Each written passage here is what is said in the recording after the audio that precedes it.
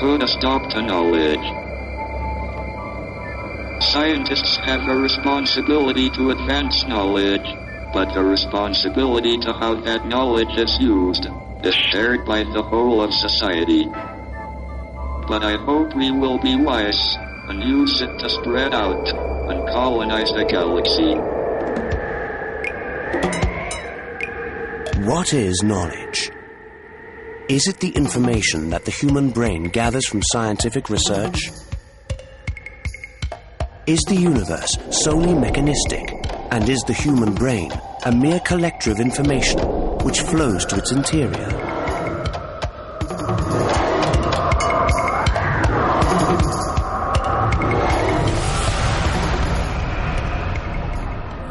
Perhaps the universe is even animate. Is perhaps the soul of the universe and the soul of man indissolubly bound to the law of interdependence? Perhaps total knowledge is to be found within us, and we are inhabitants of a universal space, whose environment and purpose we shall comprehend when our life extends to another domain.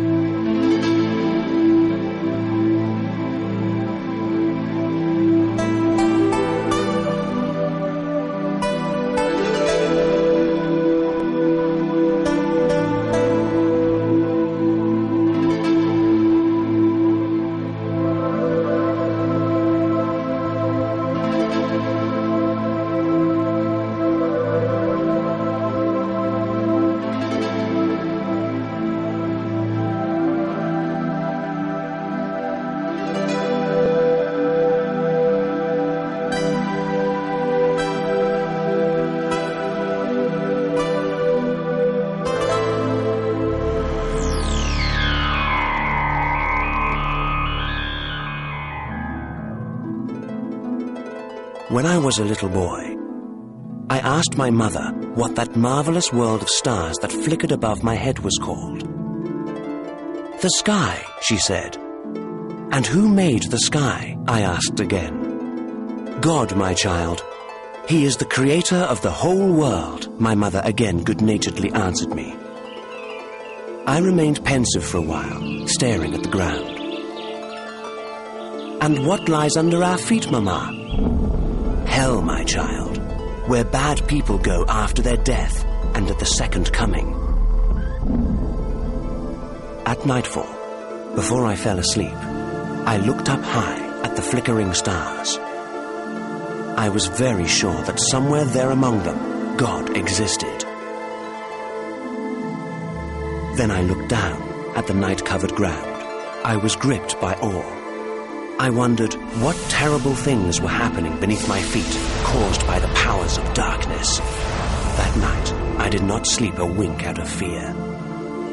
When I grew older, an adolescent now, with an intense thirst for knowledge, I came to realize that on this spherical earth, which swims in the universe, that which for me is up, to another person, at the opposite end of the earth, is down. That which for me was in front and distant, for another could be behind him and near.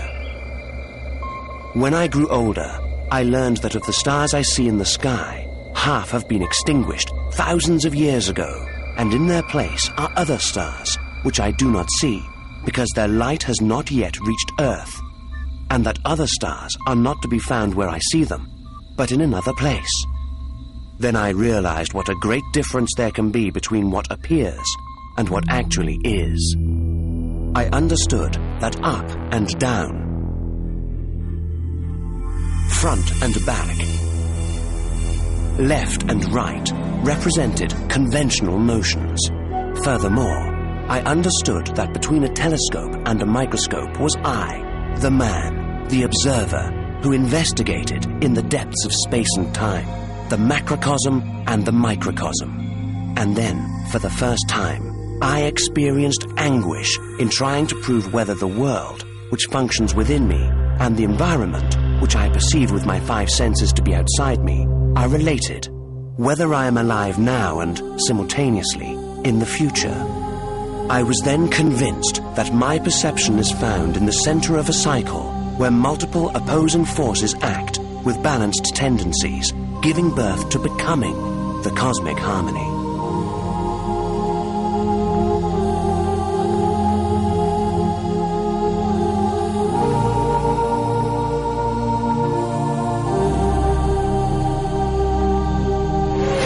The past and the future, the esoteric and the exoteric.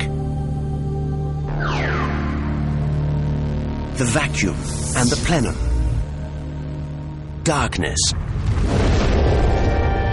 and light.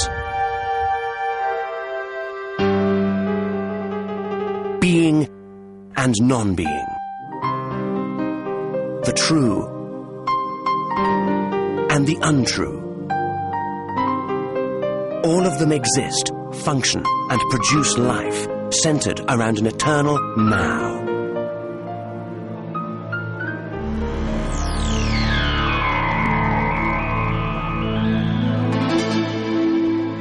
Since the time of Aristotle and the other great sages of the ancient Greek world, up to our own time, which is the era of Einstein, Hawking, and all leading scientists,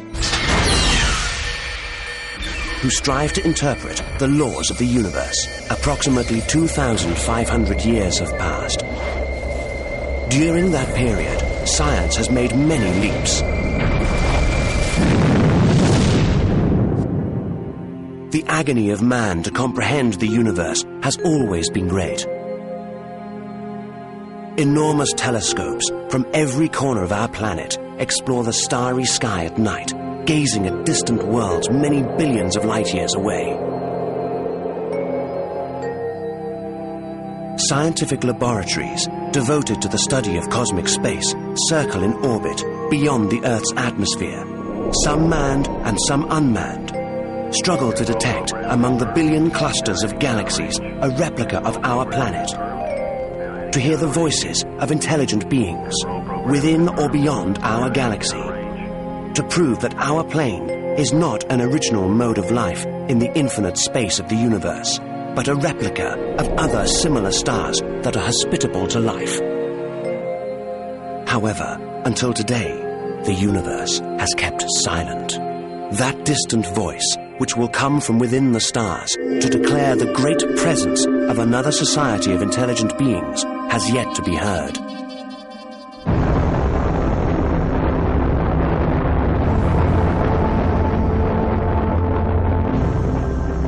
Space rockets, launched from Earth many years ago, travel at this very moment amidst the stars of our galaxy, striving to discover new worlds in the ocean of space, to receive some message of life which will break the great silence of cosmic space.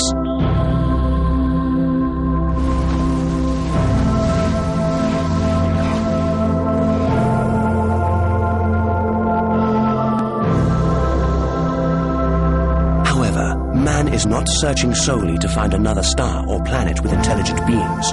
He is striving to discover the identity of the universe itself. He struggles to find an explanation of why the universe exists. The human mind turns back in time. It passes through the aeons and the millennia, striving to reach the point where the fixed past awaits immobile at the nothingness station, to embark on the journey of motion by boarding the vehicle of the future space-time continuum. Certain scientists of our era have named that station Beginning. The beginning of motion. The beginning of time, the beginning of space, the beginning of creation. The great question in perennial speculation has been, is there a beginning? If there is, what is there before the beginning? Nothingness? And if there is a beginning, is there an end as well? And if there is an end, do we have the same situation which existed before there was a beginning? These questions which torment man today have tormented man in the past, and perhaps will still torment him for many years to come. And I wonder, can the answer be found in our minds? May it indeed have to do with the interactive relation of wisdom and the celestial world? Or perhaps the passionately desired answer lies only within numbers and equations? Briefly, is cosmogony cosmography? This study is devoted to addressing this question.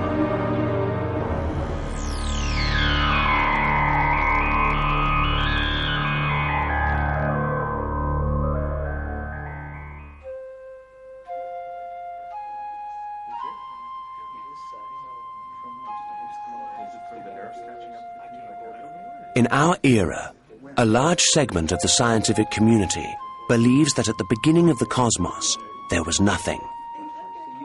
Neither space nor time, not even a vacuum, since there was no space to be filled.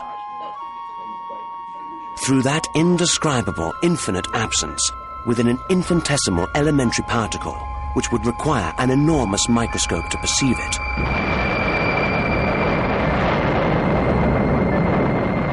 According to this theory, a universe unexpectedly emerged. This infinitesimal universe enclosed within it the totality of forces which are demanded by the universe as it is today. Up until the moment of explosion, in that inner chaos which prevailed, that infinitesimal universe was infinitely hot and infinitely dense, beyond any known law of nature and of the cosmos. The dimensions of space and time were separated and complicated by discontinuities. There was no matter, no gravity, no electromagnetism, only a bundle of pure energy. Within an infinitesimal fracture of a second, the universe acquired the necessary frigidity to separate gravity from the remaining energy.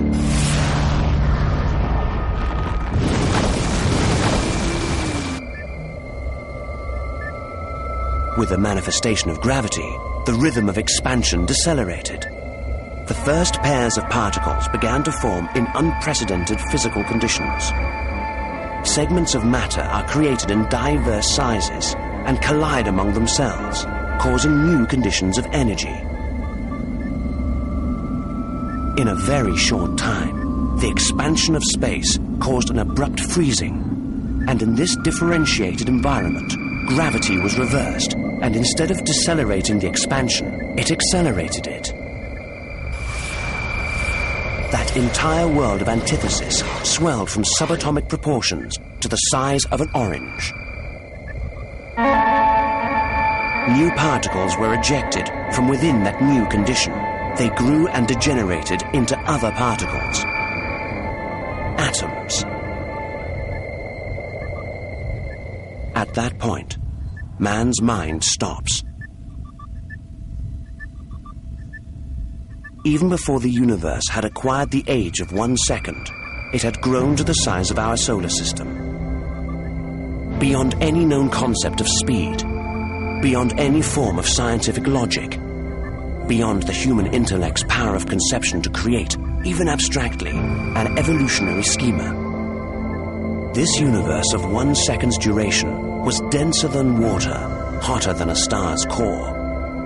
The fiery matter of this primordial universe was transformed with incredible speed into known forms of matter and energy, which developed into models for the creation of stars and galaxies. This, of course, would require much time. The rapid initial development gradually decelerated in the course of time, and the cosmic furnace continuously lost heat as it expanded. With the passage of time, the light emitted by the universe slowly diminished, becoming a reddish glow, and finally extinguishing.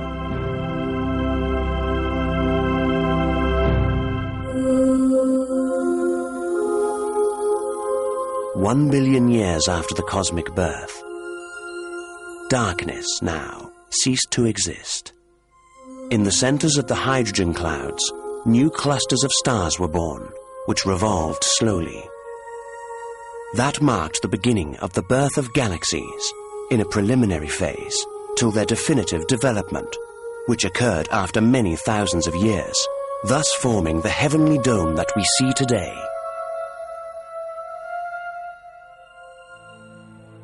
The first notion of a beginning of the cosmos was put forward by the Belgian priest Georges Lemaitre. Lemaitre impressed cosmologists in 1927 with his revolutionary proposition that an infinitely hot and infinitely dense primordial atom exploded due to unrepeatable cause and created the universe. The Vatican decorated Lemaitre for his pioneering idea, because it justified the biblical account of creation, as described by Moses in Genesis. Of course, it should be noted that Lemaitre had copied the idea of a probable beginning of the world from a central point in the universe from the ancient Greek philosopher Philolaus, who had promulgated it in a personal study in the 5th century BC. It occurred to me that the questions which arise concerning such a beginning are not only scientific, they are also sociological, religious, and existential questions. If there is a beginning and ultimately an end to the world, if the meaning of every life form is reduced to a now and has, before its beginning and after its end, a continuous death, for what reason, I wonder, does the universe, nature, you, and I exist? People will not exist, nor stars or planets, for everything will have become ashes, nor will space and time continue to exist. Why is there law? Why is there justice? Why is there morality or immorality? Is a concept, a situation, or a fact real or unreal, when at the end of its manifestation in this world, it is condemned to vanish?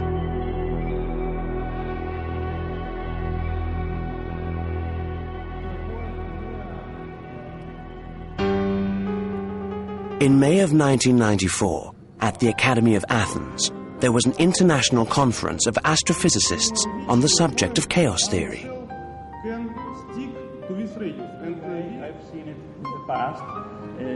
The principal issue under discussion was a comparison of chaos theory with ongoing recent observations. We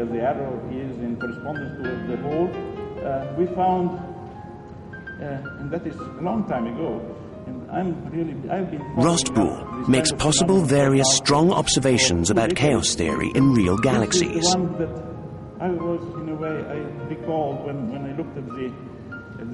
The contemporary evolved science of quantum physics, which concerns itself with the development of chaos theory, is still in an infant stage.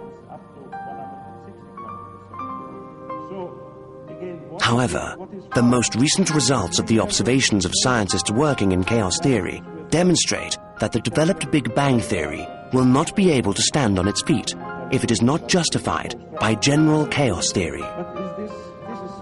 This will be difficult, or perhaps impossible.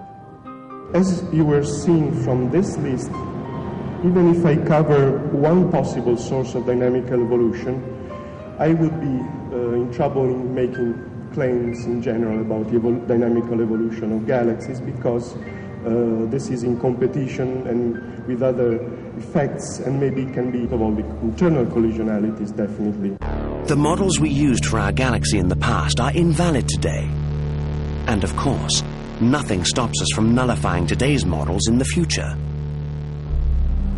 How is it possible for the Big Bang model to remain constant when the models of the galaxies and the cosmic systems are continually changing? If the beginning of the universe is named the Big Bang, and the end of the universe the Big Crunch, I have a simple question. What is now if there is no forever? What is justice if there is no vindication? What is wrongdoing if there is no punishment? How can it be said that I exist if before my birth and after my death I do not exist? Why do I believe in values? Why do I fight for my ideals? Why do I strive to understand myself and the universe if there is no predestination? Did Christ come to earth to save humanity only temporarily? Was he himself, I wonder, temporary, since he never existed before the Big Bang, and he will surely vanish after the Big Crunch? Come, let us journey together to the infinite world of the eternal now, which is our present duty. Come, let us learn what we must learn from that cosmic wisdom, so that we may rise to the level of the true and eternal powers of creation.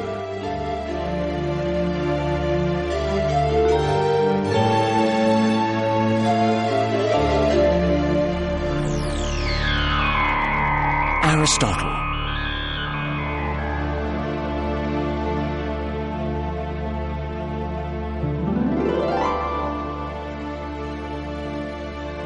Ευστάθιος Burodimos, professor of physical sciences and philosophy at the Massachusetts Institute of Technology and member of the Academy of Athens, is a very good friend of mine. We have common interests, and we frequently probe the depths of the world of ideas. In November 1999, Professor Buradimos presented a lecture at the Academy of Athens on the works of Aristotle. Aristotle was born in Stagira, Halkidiki, in 384 BC, 15 years after Plato had founded his academy. A truly epic creation of Aristotle's, Professor Buradimos emphasizes, is logic. He was the first among philosophers to envision the borders separating psychology from logic, that is, thought from the content of thought. Aristotle taught his student, Alexander the Great, that everything in the world necessarily has its own essence, and man is called upon to comprehend it. The young Alexander learned from the mouth of the greatest teacher of all ages that for each person his substance is distinguishable from his qualities, and that in the entire kingdom of nature the meaning of species is distinguishable from the meaning of genus, and that to say "this is the world" is different from saying "why is there a world?" These distinctions made it possible for future scientists to investigate the universe using a correct method. A truly immortal creation of Aristotle in the domain of logic is his theory of the syllogism as well as his theory of scientific justification. For Aristotle, our everyday conclusions must not be confused with scientific proof. For science, the process of justification rests upon certain axioms which, even though they cannot be proven, can still pertain to a dynamic attribute of the mind, intuitive knowledge, the knowledge of philosophers. Man can understand, measure, and prove something that concerns part of the whole, because it is observable. However, as for the whole, apart from the fact that it is unfathomable, and this because it is infinite, immeasurable, and unobservable, man calculates, assumes, and reaches certain indirect and hypothetical conclusions, but is unable to prove them.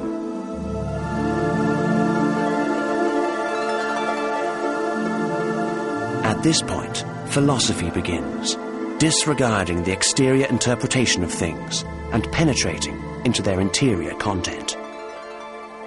For Aristotle, God is the unmoved mover. He is not moving, he is the cause of motion.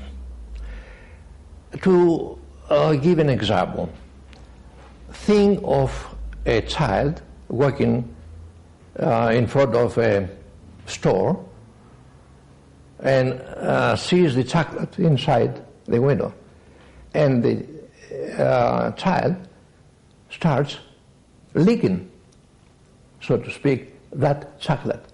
The chocolate is the God, so to speak, that caused the child to move. This is, I think, an example that gives the essence of what is God according to Aristotle, the unmoved mover. Aristotle seeks the essence of being only in specific and given empirical realities. That essence cannot be given to a subject, but it is contained within it. Put succinctly, being is not given as a predicate, but is a subject only, and it is described from a personal standpoint. Thus, God, for each man, is personal. Einstein devoted the last years of his life to research, to discover a unified theory of the universe that would combine all the known physical theories. But he was unsuccessful, and it was totally natural for him not to succeed. Can, I wonder, a theory which refers to a part of a whole be expanded by its mergers with other theories to constitute a unification of physical theories? In other words, can the human mind comprehend the universal rule that makes the whole, that is to say, the the entire universe exists. Those scientists struggling in the chemical laboratories, on computers, in research centers and astronomical observatories, striving to penetrate matter microscopically and macroscopically, what do they seek, I wonder? To reach eventually those final conclusions which interpret the mode of existence and the functions of the mechanism of all things? And why, I wonder, does the scientific community maintain today that this is what it seeks? Professor Buradimos was in agreement with my views, and I with his. Philosophy holds that there is no absolute knowledge or absolute proof. There is no rule of the function of the whole. There is no comprehension of the manner and the mechanism of existence of the whole, precisely because the whole is infinite. Science may participate in the challenge of interpreting laws, and it may gather evidence interpreting physical manifestations concerning nature and of man, but man's comprehension of the equation, which would interpret the totality of the laws that make the universe exist, is considered beyond his capabilities. Otherwise, he would stand up against God.